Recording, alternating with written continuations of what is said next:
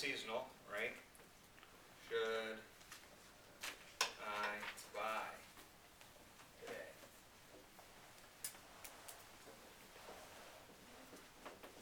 What's another one? You guys are not talking to enough people. Bottom line, if you don't have any more objections than the ones that Mike came up with 2, I came up with one, with several, Dave came up with 1, and Christina. You guys need to talk to more people. That way you'll get more objections. Yes, Tricia? What about, I don't have time to fix everything, or the money to fix everything? Okay. Time or money to fix. Okay? My house is worth more than what you say it is. Yeah, the price. Price, yeah. From Zillow. Worth more. Okay. All right. So, on the transaction fee, processing fee, or archival fee, one thing is if you don't want to say that if you don't have an assistant and you're paying for an assistant to do the work for you in the background that they don't know about, if you haven't gone over it in the listing presentation or buyer presentation, one thing a lot of agents are calling it is an archival fee, right? Because RE/MAX Gateway does spend money on Dotloop every month for you on your behalf, and it includes forms, signatures, and storage for 7 years. So there's a fee for that. When you go to closing, virtually every closing company is charging an archival fee, right? So has anybody not seen an archival fee on a settlement statement lately? No, and you'll see that $2.99 fee or whatever it is less than most other people's fees. Right. You know, when you're looking at your settlement statement and you see that the other agent has charged $4.99 or $5.99, Yeah. I wish I would have upped mine. Well, then up yours. All right. So the time to do it is in the initial consultation. Okay. You don't want to spring it on them last minute or have them see it on the closing disclosure because they will be angry. They'll be surprised and then angry that you didn't disclose it to them. So it's best to do it at the initial consultation when you're going over what their fees are going to be. Okay? So again, it doesn't come up as a surprise. And I put it right there on the seller's net sheet. I put HOA docs and admin fee and lump it into with my $600, $650 estimate. And I make sure that I go over that so that the seller absolutely sees in the very beginning what their costs are. I put it on the listing agreement. And It's then you on put there it in the too. listing agreement when they sign or the buyer I agency just agreement. say, I have one question. I say charge, I say $325 is mine, $325 company fee. Archival fee, RE/MAX Gateway. And we just say pay at closing with other closing costs. Right. Tricia, what is your question? Well, I just was, Never had anyone. this is what I have had a problem with, is that usually when I meet somebody, a buyer, not a seller, and I'm saying, you know, oh, it doesn't cost anything to use me, I'm here, you know, to help you, I'm the representative, blah, blah, blah. And then that's why I usually end up paying that fee because I feel like I kind of lied to them if I charged it. So the thing to say is there are no out-of-pocket expenses to you outside of what we're going to review, right? Okay. And typically, at least for now, if you come to business planning, you're going to hear some different alternatives. But up till now, sellers are paying the fee, the buyer agent's fee, right? Okay. So there's no fee to use my service. So will be closing costs Okay. associated with buying a house, and they're going to be lender fees, title fees, home inspection fees, escrow fees, advance interest. So there's going to be some closing costs. You know, we're trying to get the seller to pay those closing costs, but the fee for my service is typically covered in the sales price through the seller. Okay. So, I Yes. felt the same way in the beginning, so I just assumed that they wouldn't be okay with it, so I paid it. And then one day I was like, I don't want to pay it anymore. So I just wrote it in, and the next buyer, seller, whoever, buyer's included, I I just got to the other section, I said, there's a $325 fee, closing is paid with the other closing costs, if we don't close, you don't pay that. And they said, okay, and then I said, are you kidding me, that's how easy that was. I think it's all in how you present it. If you Yeah. present it If in you a seem nervous positive way, and stuff. you know, like this is the way it is, you know, you're happy to have me, no big deal. But if you seem a little scared or nervous or, oh, now I've got this fee I don't really want to bring up, but let's get to it anyway.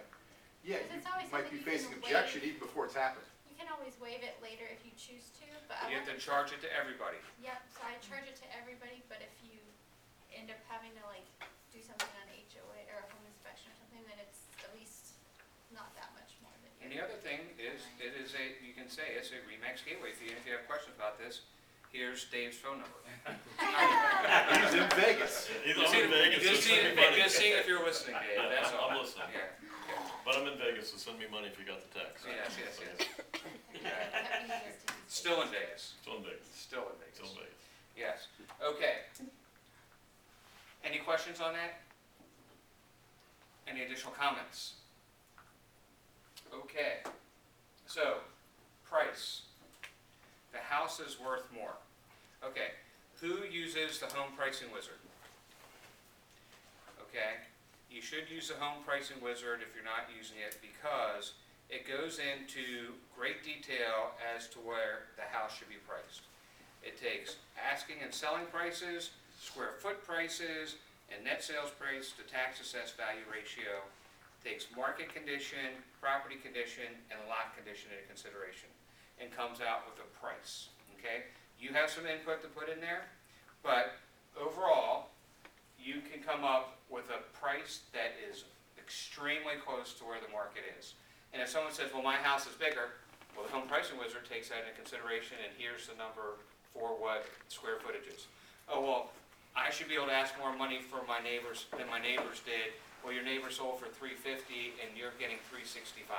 Okay, so it allows you to be able to speak to each of the categories of price. Well, my house was assessed low. Well, look, let's go to all the other houses. All the other houses were priced low as far as assessment goes as well. So if one house is typically lower than they think it should be, all the other houses are as well. So you can overcome those objections then. The next thing is, and Paul does this as well, you get the Zestimate, you get the Trulia price, you get the Redfin price, you get the RPR price, and you get the Realtor.com price, and you show them this is where other buyers are going to be looking at, and some agents are going to be looking at as far as the value of your house is. And 90% of the time, the home pricing wizard is above those prices. Okay? So you're going to be getting them more money than what is out there as well. Also, in your listing presentation, you need to ask them, what do you think your house is worth? Right? If it's a $350,000 neighborhood and they say $400,000, you may not want to go on that listing presentation, right? Because you're not going to want to get that listing for $400,000. Or you say, hey, you know, it's great that you think it's worth $400,000. Can you tell me why you think your house is worth $400,000 when everybody else is selling for $350,000? I think you're going to say something else. Question. What if you take that listing, because I'm in this position right now with this woman that thinks her house is worth, let's just say 400 and it's really worth 370, 360. Okay? Because that's what, all these other things are going on, but I'm about to take this listing. Okay? Okay? But she's adamant about putting it on the market for 400. Okay. Adamant. All right, so here's what we'll do. The average life cycle of a buyer is 21 days. So he comes into the market, starts looking actively, finds a house and writes a contract in 21 days. Okay, that's why coming soon is 21 days. That you're not allowed to show the house when it goes into MLS. And this is an NAR statistic, okay? So what you can say is, I'll try it for 21 days, and then we have to reduce the price, okay? Is that a contractual term? Yes, you put it into the Absolutely. other terms of the listing agreement, and so that there's no argument, and she cannot not sign a listing amendment and say, no, let's give it another week. It is in the listing agreement. So, it could be, you don't want to wait 21 days to reduce the price. You want to reduce it after 10 days or 10 showings, right? So you can say, after 10 days and 10 showings, we move it from 400 to 385, an additional 10 days with no additional showings, so now you're at 20 days, Right. 370. And if they're not willing to do that, again, you may not want to take that listing at that point. But at least you're getting stuff in writing from them that has predetermined price drops that cannot be argued later. Yes, Amanda? I do two things that Tom Ferry does, Mhm. right, I learned from him. He said, number one, when you're going on the listing presentation, let them know, like, one of three things are gonna happen today. Either we're gonna agree that this, to work together, or you're gonna decide not to hire me, or I'm gonna decide not to take the listing. Any of those things are fine. Right. And when they say, why would you not take the listing, you say, well, sometimes people don't have, a realistic idea of, price, and I don't wanna tell you I can do something that I can't do. I'm gonna price the house fair market value. And then I've used that before, and that worked. And then another thing that he did, I learned from him that I did recently, was I had the comps and I had the people look at the comps and I said, okay, so your house has 4 bedrooms and how many baths, how many does this one have, square footage, taxes, like all the stats. And I said, okay, so based on this, how would you price your house? Is it equal, higher, lower? And they wanted a lot more, but they were looking and they see that's exactly the same. They're like, well, based Right. on this, I see it's the same. So helping them come to the conclusion to themselves. Right. So that ties into another question would be, so if we were to put your house on the market today for $400,000 and you know the comps are 370, would you pay $400,000 for it and why? And then the last thing would be, chances are in this price point, we're going to be getting a first-time buyer. And first-time buyers are going to get an FHA loan in all likelihood, and therefore it's going to be scrutinized a little bit more from an appraisal perspective than a conventional loan, or if someone's putting down cash, there'd be no appraisal contingency with a cash offer. So the appraiser is going to be looking at the exact same numbers that I'm showing you today. How do you expect me to justify your house being worth $400,000? So we're either going to face this problem today, or we're going to face it when we get a contract. How do you want to handle it? How quickly do you want to sell? Right? So those would be things to speak to them about. That last part is what I told her, Yeah, and she's still. still waffling. Okay, so then go for the predetermined price drops. Okay, so let's stick that over here to time or money to fix. No time or money. That's kind of important. No time. Okay, so with the no time or money to fix, there's pricing strategies that we can utilize to get your house sold. Number one is we can wholesale it, right? And basically, that's going to be what you've probably heard a lot about on the internet and in the papers, an iBuyer scenario. An iBuyer scenario like an Express Home Buyers of America, my broker, somebody like that who's going to pay pennies on the dollar to buy your house, to take it off your hands because you have no time or no money to fix. The next one is we can price it at a discount, right? And see if we get lucky, right? So this is going to be, let's say, 70 cents on a dollar. This might be 80 to 85 cents on a dollar, okay? And then that way, we might be able to find someone who is not an iBuyer, but somebody who's going to fix it up and live in it, fix it up cheaply and try and flip it, somebody like that. Not a true investor who knows what they're doing, and people that buy stuff at the courthouse, things along those lines. Then, the next one would be, you have max house price, right? Where max house price will come in and they will bear all the expense of all the repairs. Depending on what repairs need to be done, they might even be able to put you up in a hotel during the time that they're fixing the things up. And then we can have them come in and help you get the maximum house price in the end with no money out of your pocket. And they do the work quickly, so if you don't have a lot of time, they're there to do that. So you give them options as to how to price the house. is that you, Dee? Yeah. So that's kind of how, and you've used them, right? Did it work? Yep. I don't Okay. know how you would use them though if you didn't move out, because they just come in there like bulls in china shops and get it done, kind of thing, so I It's don't know. better. That's good. Yeah, It's better to do it that way. yeah. Um, They were very fast, very thorough, and we were forced with either staying on the market overpriced through the winter or pricing it at market, and we're under contract right now, so. Perfect. Very good. So, that's how you would explain the no time or money to fix. Because I think, Tricia, you're in a situation like that too. All right, so next we have, let's do that one. Let's talk about commission, okay? So, when you go out and you're in a competitive situation, you want to find out, so somebody calls up you, Jill, and says, hey, Jill, I want you to come out and list my house. You say, great, when are you looking to sell? You know, what's your time frame? How soon do you want to meet? All that kind of stuff. You know, what do you think your house is worth? And, oh, by the way, are you interviewing any other agents? Okay? So at that time, you want to find out if they're interviewing other agents. So again, all this stuff is done in advance, not when you get to the house. We actually went through that the last time we did this. We did the pre-listing script call, Right, where you ask them how much they owe, make sure they're gonna, all parties will be there. right, yeah. So all those questions, and then what you want to do is you want to run your numbers on list to sales price ratio. Okay? And you want to run the list to sales price ratios of your competitors. Okay? There are agents that will go out there, like the situation that Kevin unfortunately is faced with.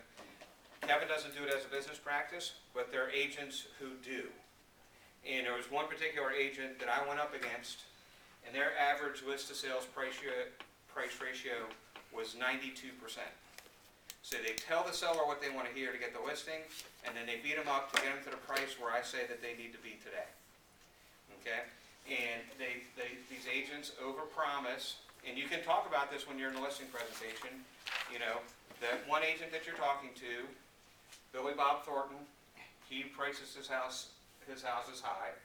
Then, if it's someone who always underlists their prices to try and get higher prices, you can talk about that. And then you talk about what your list to sales price ratio is, okay? So you can justify what commission rate you're going to charge. You can do the same thing with when you're going up against a competitor or a discount broker. That's a little bit different conversation. But if you don't have this, run the company's numbers, okay? And if you come up in a situation where you're going on a listing presentation and you need to know what the list to sales price ratio is, I can run through it. Dave can run through it. It's pretty easy to do once you do it. But you can say, look, if they're getting 92% and those people are getting 96 and they're charging, 4.5% commission, and I charge 5.5% or whatever, 6%, but I get 98.6%, you're going to net more money working with me. So that's why it's important to know who you're going up against and what kind of numbers you're going to get based upon your pricing strategy. You're not going to underprice it to get multiple contracts and sell on average for 106% of list price. And you're not going to sell it, start off at 92% because you want the people to sell and sell quickly. And then in addition to this, run the days on market, right? So with me, the average days on market are 18 days. The competitors' average days on market are 62 and 94. And you're going to be paying more mortgage payments, again, netting you less money in the end. More aggravation, more hassle, and all. Does that answer your question about commission? Any comments on that? Yes, Eddie? What about on the other side when buyers are asking, well, why should I choose you as a buyer agent if Redfin is going to give me 0.5%, for example? Okay, so the question is, what is more important to you?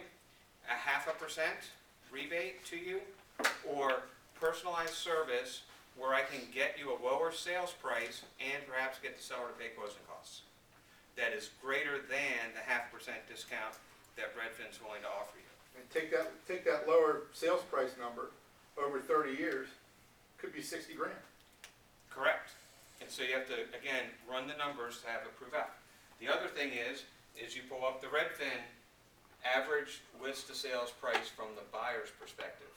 And if you'll go in and you'll see 99.8, and you run yours, and yours is 97.2. Look, I'm saving my customers on average over 2%, so you'll be netting 1.5% more, plus amortize that over 30 years, or 7 years if you're gonna live there for 7 years, and see what the true savings are. Okay, so good question, Eddie. All right, any other ones there? No additional comments or questions? Okay, so we'll go back to this. So, should we sell your house? Should I sell my house today? And I say, again, the answer is it depends. Do you need to be somewhere, or do you just kind of want to test the market? If you want to test the market, the answer is going to be probably not, right? Because why do you want to be hassled, inconvenienced during the holidays and all that stuff, if you're just trying to test the market and see if you can get a high price? But if you have a compelling reason to sell, now's a good time, because we know what the inventory levels are, we know where prices are, we know who your competition is, we know where interest rates are, we know what the month's supply of houses is, and we know about how long it's going to be to have your house on the market, plus what happens this time of year. Only like serious buyers are looking. Serious buyers are looking, and people have their houses decorated for the holidays. So it's a little bit more festive time of year if it's done tastefully. So what we were talking about, well, yes, because some people are Griswolds, and that's not a good time to sell your house, right? It's a good time to go and drive by it, look at it, but not go inside. So, one thing that you could do in this area is you could have an interview with a stager, right? You know, and say, hey, should I sell my house this time of year? Because most stagers are going to give you good advice, and they're going to tell you how to stage their house properly, and not like, again, the Griswolds, right? And make it look more homey. People can feel themselves, see themselves living in the house that's decorated. So sometimes it can be to your advantage to sell this time of year. Okay? Same faith. What's that? Assuming they're of the same faith as the Well, buyer and the seller. You can do tasteful. taste. That's why I say tasteful. Yeah. So it's like, especially now with Thanksgiving stuff. Yeah, And cookies and turkey. Come to my house, and I got all the corn stalks and pumpkins and all that. And if you have one of those I mean, nice listings stuff. that doesn't sell over the holidays and people are looking at your listing in April, take new pictures to get rid of the Christmas tree. Nude pictures? Nude, buddy, nude. Should I buy a house today, Do you or should I wait till the spring when there's more inventory? Well, depends, do you need a house today? If you need to buy, If you need a house today, then you should buy one. we typically have more motivated sellers on the market now, right? There are people typically who want to sell their house, take their house off the market because they don't want to be hassled during the holidays. If their house is on the market today, it's because they have to sell, and you can typically negotiate a better deal. Everybody's situation is different, but on average, that's going to be the case. Also, we know where interest rates are. What's happening with interest rates? Interest rates are going up. They've gone up. Well, what's the alternative? If you're not gonna buy today, where are you staying? Are you renting? Like, does that mean you have to You sign do the another dollar lease? cost, right? Yeah, there's a lot of, Right, so you're gonna be continuing to not get, homeownership, benefits, things along those lines, depending on if they can write off taxes and all that stuff. or if they're going like month to month, like, is your rent gonna increase significantly because you're not under a lease? Right. The other thing is, typically, interest rates are higher in the spring because there's more demand. So are you gonna be and people typically price their houses higher in the spring. So are you gonna be willing to pay a higher interest rate and a higher price for the same house you could potentially get today at a lower interest rate and a lower price? So the answer to that is typically yes, you should buy today. If you're a serious buyer, because they're serious sellers. Okay, so this is a classic one. You might want to write it down. I have a friend or a family member that's going to list my house. Well, if they were a good friend or a good family member, why are you talking to me? Obviously, they must not be a good realtor. You like that one, huh, Dee? I do like that one. You're gonna use it, I right? am. Seriously, I wanna know, how come we're talking if you really do have a friend or a family member that's in the business? Are you not comfortable working with someone that you know and you'd rather have a professional outside the family work with you? You really need to know, are you just using me to get a price for your house? Or have me discount? Yes, Scott? I got a story. We did a open house this weekend, and the potential buyer of this place, they didn't like this place in particular, but they said they almost bought a house a couple weeks ago with a friend / part-time realtor, and didn't go through with it because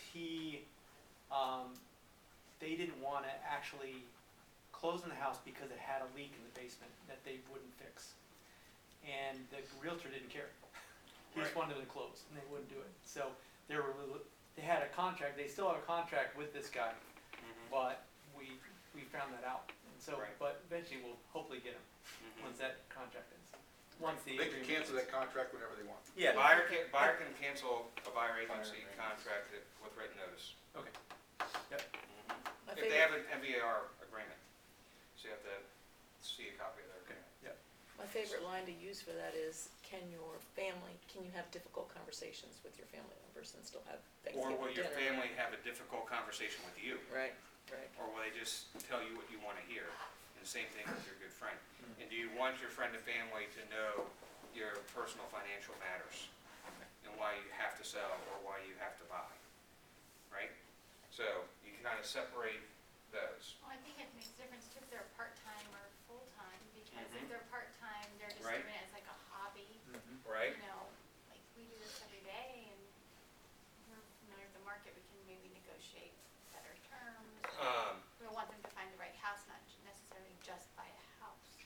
Do they work where you live? Right? Yeah, they're familiar with the market. Could be, as Molly was talking about, she services Old Town Alexandria and Leesburg. It's hard for an agent to service Old Town Alexandria and Leesburg, right? So you have to ask a few more questions, right? Find out why they want to use that family member or that friend. And it could be for the next one, which is they're willing to do a discount, right? Yeah, are you looking to do your friend a favor, that kind of thing, and are you willing to risk your friendship over a real estate transaction?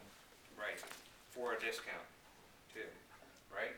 So again, using the competitor discount, we talked a little bit about Redfin.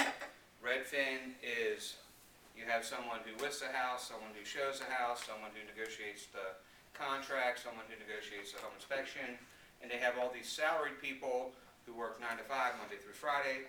Granted, some do work on weekends, but most don't. Do you want to have someone who's there on a continuous basis, who again, can net you more money in the end than they can? So again, you really have to do the numbers to show them where your value is, and how you can help represent them to get them more money, or represent them to get less money if they're buying. Any other comments? Steve? Yeah, so just a couple other things, we get a lot of new people in. Okay, Scott, how long have you been in the business? I have been in what business? Well, see, in other words, we got a lot of new Right. agents out here, so a lot of sellers will say, So I've been buying and selling houses for over 30 years. Right? Does that count your first house that you bought? Yes. So, right. and then, The other thing is, and also, besides me being in the business for over 30 years, I got a team of buying and selling houses for over 30 years. I have a team of professionals that work with me that have hundreds of years of experience as well. I just say that my broker's really old and he's been doing it long. Paul's not your broker.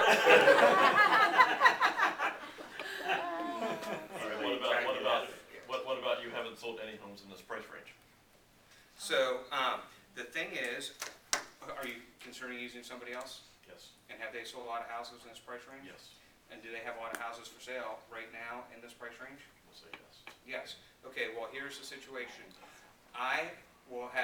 This will be my first listing in this price point, or this will be my only listing in this price point, And so I'll be marketing your house harder than anybody else will be marketing your house, because this is the only one I have in this price point. It's not like all my other listings that are lower price that we're looking for the same buyer pool. I have a different buyer pool, different set of agents I'm gonna be going after to help sell this house for you. I was just going through some of the top area stuff that we had. Thank you very much for that. I thought these were yours. Yeah, I've got a listing appointment later. Sometimes it feels like forever. How long have you been selling homes? Oh, yeah, feels like forever, yes, yes, there you go. That's another good one. Or the other one is yesterday. I started on a Monday, Sunday. If you're part of any like moms groups, a lot of times they'll put questions in there, and there was recently one, somebody said, oh, I'm considering going with Redfin. Haven't you guys had any experience with it? And there was a lot of people who had negative experiences with them. I screenshotted a bunch of them. I'm like, Right, well, so actually. if you go and you look at Redfin reviews, their average is 2 out of 5. Wow. So look at that, and you can, that's the other thing. So that was a great point. Thank you for bringing out the reviews. When you do the commission and you're going against somebody else, or using a competitor or discount broker, pull up their reviews. You can even look at the Redfin price and see that that's not the same price that the Redfin agent listed for. Right. You know, the Redfin estimate many times is way off from the actual Way high. Oh, Redfin I like that. listing price. Right, Yeah, Wow. it's very Or high. you can look at the actual employee reviews. right. You know, a lot of ex-Redfin are like, oh, this place sucked, wish I never worked here, blah, blah, blah. Right. Well, and then also there's the fact about being salaried versus commission. Like, yep, I am a commissioned agent, but that means like I'm gonna work I'm harder. gonna More work my butt motivated. off to sell your house. Right. Where somebody who's They get paid paid by the hour, regardless. they don't care if your house sells or not. Like, Or it sells quickly at a higher price it versus, doesn't make a difference to them because they get their. right, there's a $10 different an hour. mentality from sales to commission. I mean, salary to commission. Like, you don't want them to get paid unless they sell your house. Right. Any other things that you guys are hearing out there? Yes, Eddie? I'm just not really clear on this whole bright MLS coming soon policy, and it seems like there's a major broker out there that has a huge issue with it, that they're trying to sue bright MLS, something with Compass. Yep. And why is it that they're so upset with this? I'm not understanding that. Why is Compass so upset with the new coming soon policy? Dave?